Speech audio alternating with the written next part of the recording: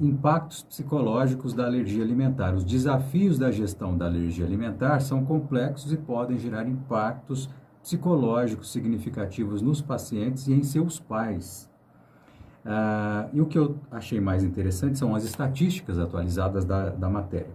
Embora no Brasil ainda não haja estatísticas oficiais sobre alergia alimentar, a prevalência parece se assemelhar com o que traz a literatura internacional sobre alergia, que mostra 8% das crianças com até 2 anos de idade com algum tipo de alergia alimentar. E o primeiro tratamento, após o diagnóstico, é a exclusão de alimentos que causam a alergia.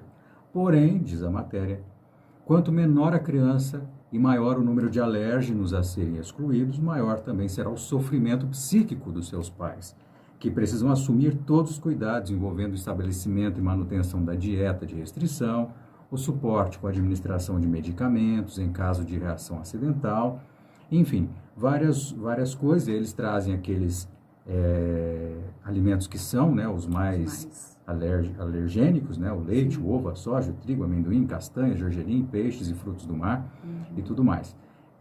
E aí eu fiquei me lembrando, né, do quanto, conforme você vai falando, né, o quanto você vai percebendo, e você já relatou isso, o quanto as mães de pequenas crianças estão muito informadas, porque como não há informações, Sim.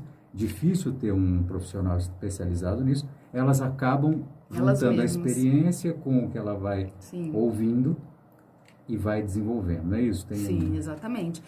Então, isso que fala essa reportagem, eu acho muito interessante, é uma coisa assim que está muito presente, né? Em quem lida com alergia, seja atendendo pessoas alérgicas ou os pais que convivem com alergia em casa. Porque, de fato, existe um impacto, pode existir, né, um impacto psicológico significativo nos pacientes e nos pais. Eu acho que especialmente nos pais, quando são crianças menores, né? Porque acontece muito da gente ouvir assim a mãe ficar desesperada a hora que tem o diagnóstico da alergia, porque fica meio sem saber o que fazer, né? Até porque ninguém espera esse tipo de coisa, né? Quando a mãe tem lá o filho dela, né? Tá grávida, tá esperando a criança nasce, você não espera que ela vai ter uma alergia alimentar, assim como não espera nenhum tipo de intercorrência fora do que seria considerado normal. Então a mãe muitas vezes fica assustada, né? Os pais ficam assustados, ficam se sentindo meio como meio sem apoio realmente, né? Fica se sentindo assim, e agora? O que eu vou fazer? Principalmente porque os hábitos alimentares que a gente tem, a gente traz de uma cultura, a gente traz da família, né? A gente já tem um histórico. Então, se é uma pessoa, por exemplo, que tem um hábito alimentar muito forte, né? De por exemplo, consumo de leite, consumo de pão com glúten, coisas do tipo, especialmente quando não é uma família que tem um grande histórico de alergia, que pode acontecer, né? Existe o fator genético que influencia também a criança desenvolver ou não alergia, mas não é regra.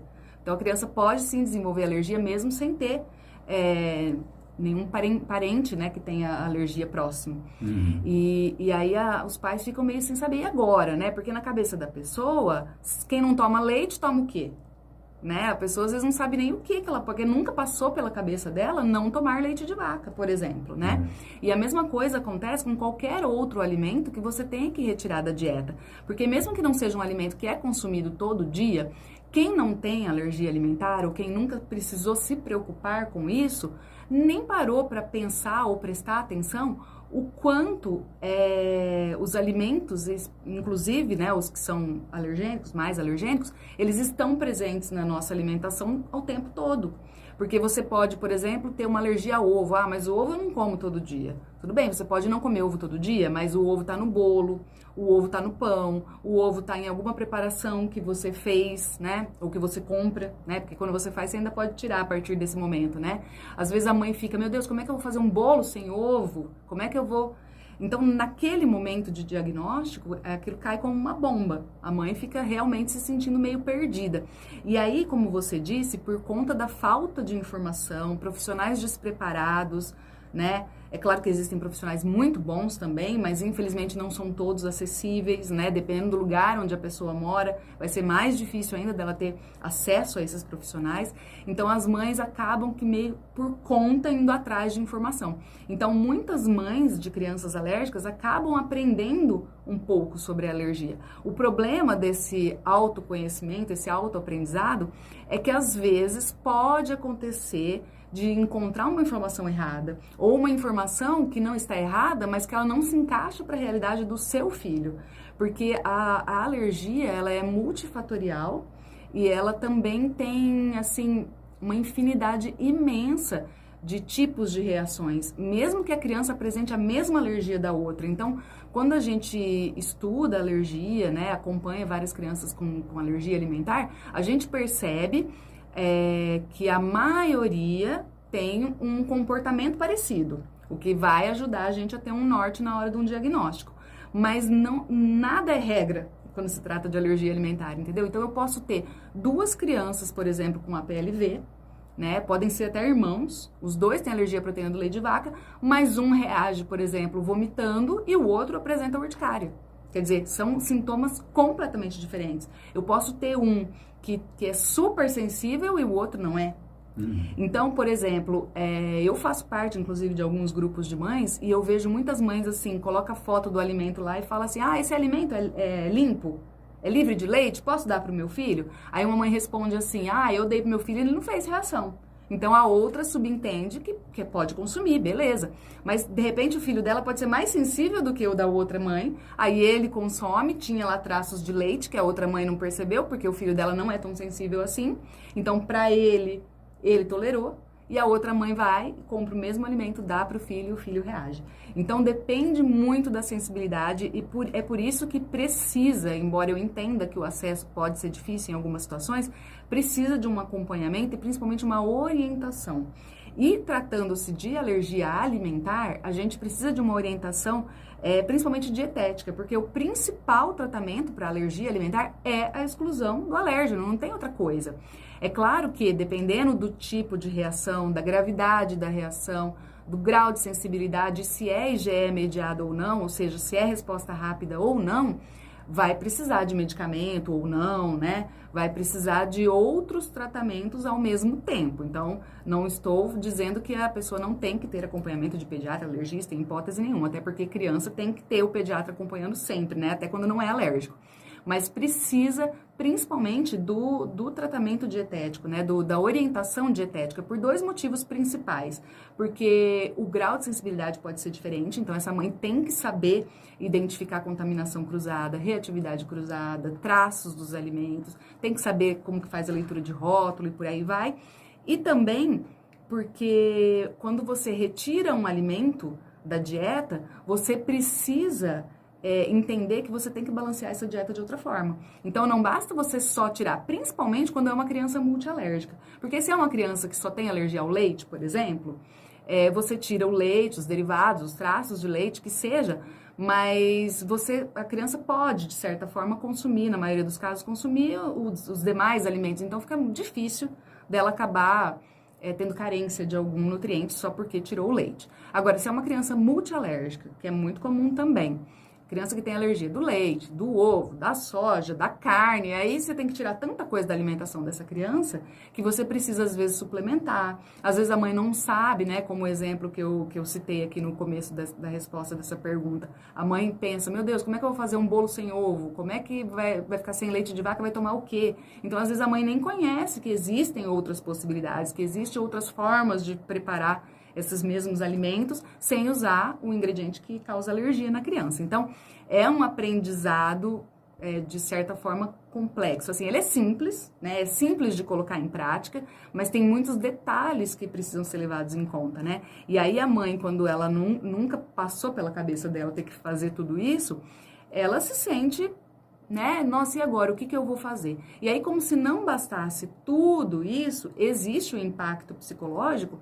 Por quê? Porque esses pais, especialmente os pais, a mãe, né, que não é bem orientado, o que vai acontecer? Vai começar a querer se excluir das situações sociais que tem comida, Então não vai mais em festa, não sai mais para comer fora, começa a se fechar realmente, né? Ali naquele mundo alérgico, vamos dizer assim, porque tudo ela fica com medo, né? E é absolutamente compreensível, é para ficar com medo mesmo, quando você não sabe o que faz e sabe que aquilo causa uma reação no seu filho, você fica com medo de comer de tudo. E aí, se essa mãe não é orientada como ela deve fazer a dieta, o que ela pode manter que não tem problema, ela acaba excluindo, às vezes, mais alimentos do que precisava, acaba excluindo alimentos que não seriam necessários, né? Uma outra coisa que acontece bastante é a própria criança, quando ela já é maiorzinha, ela também vai se sentir excluída de uma certa forma, porque quando ela vai numa festinha de aniversário, ela não pode consumir os alimentos que as outras crianças estão comendo. Quando ela está no intervalo da escola, ela vai às vezes comer separado, ela tem que ter uma comida diferente, então precisa também de um trabalho psicológico aí, né? Porque a gente sabe que na prática não é fácil. Não é fácil na prática você garantir todo esse cuidado e ainda levar uma vida o mais próximo possível do normal. Isso seria o ideal, mas não é fácil, especialmente quando não tem orientação. E uma outra coisa que eu lembrei agora, né, falando isso da exclusão de alimentos que não são necessários, outro dia eu recebi uma pergunta, uma mãe que me questionou, mandou uma pergunta em uma das redes sociais, que eu não me lembro agora em qual, mas ela disse o seguinte, que o filho tinha feito um exame, aquele prick test, que é o exame da pele, né, feito no dermatologista, e deu um resultado, assim, uma lista de alimentos que a criança tinha alergia. Se não me engano, tinha, assim, uns 10 alimentos diferentes, sabe? A criança tinha alergia de várias coisas, inclusive algumas frutas. E aí a mãe estava desesperada, ela falou, meu Deus, olha o laudo do exame, o que eu vou poder dar para o meu filho? Mas aí, vale lembrar, já falei isso algumas vezes também, mas é sempre bom repetir que o exame laboratorial, seja prick test, seja exame de sangue, até mesmo exames como ultrassom com contraste, raio-x, todos esses exames, eles não fecham um diagnóstico sozinhos. Ou seja, só um exame isoladamente não é suficiente para fechar um diagnóstico. Por quê? Porque pode ser uma criança que apresenta alergia tardia, pode ser uma criança que apresenta a alergia nesse exame, mas ela não tem reação. Porque, de repente, a criança pode ter uma alergia na pele, porque fez o exame na pele. Mas ela, quando consome aquele alimento, ela não tem nenhuma reação. Então, a gente tem que observar outros fatores também. Então, a mãe que não é orientada, não é bem orientada, não sabe como é que funciona, recebe um laudo desse, ela fica desesperada, ela acha que ela vai ter que tirar tudo. E, às vezes, se ela não foi bem orientada, ou, sei lá, recebeu o teste do exame, vai no médico só daqui 3 semanas, naquele períodozinho, o que ela faz? O que ela vai fazer? Ela vai excluir tudo. E aí a criança acaba comendo o quê? Comendo quase nada, né? E muitas vezes isso não é necessário. Então, para a gente excluir um alimento, além desse tipo de exame, que pode ser utilizado sim para complementar, né, o diagnóstico, para complementar esse estudo, né, sobre o caso da criança, a gente tem que também perceber, tem que investigar se a criança apresenta reação.